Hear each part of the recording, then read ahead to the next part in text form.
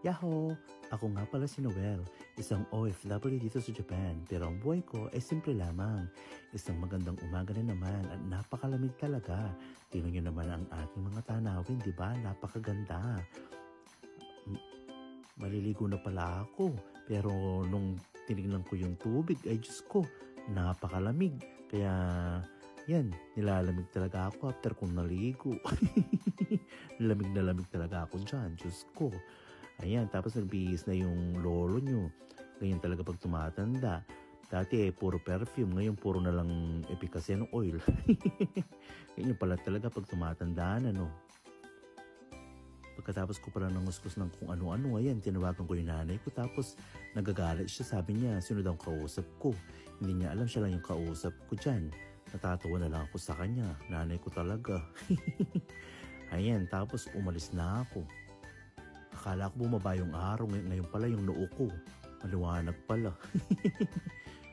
Tapos may dadaanan akong bahay na ginagawa. For sure, after ilang araw lang, tapos na yun. Ang bakla, habang nagbablog, nagmamadali. Yan, tumakbo na ako dyan.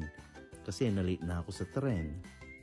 May nadaanan pala akong sa maliit na kotse. Pang single lang, hindi pwedeng dalawahan. Ito pala yung subway. Yung subway nasa ilalim sa mga hindi nakakaalam. Pero maganda dito, may mga elevator. Kung tinatamad ka, yan, mag-elevator ka, ayan, feeling mo ang ganda ko, pero ang pangit ko naman. Eto na pala yung oras dito sa tren. Hindi pa pala ako late, kaya okay lang. Pero nung pagbaba ko, biglang dumating yung tren.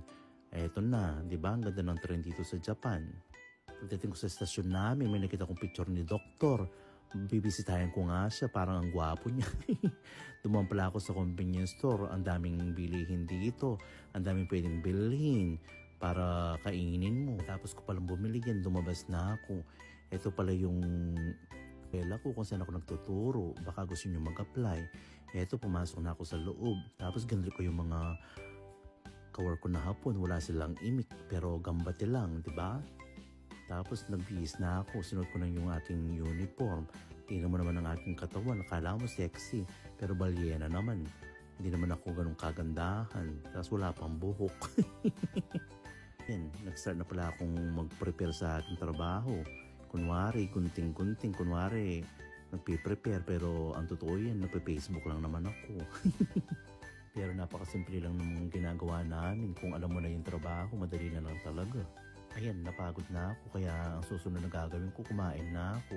Ito pala yung aking pagkain, may salmon, may Yakult, may of course vitamin C natin, kailangan pampalakas, tsaka saging, tsaka calorie make.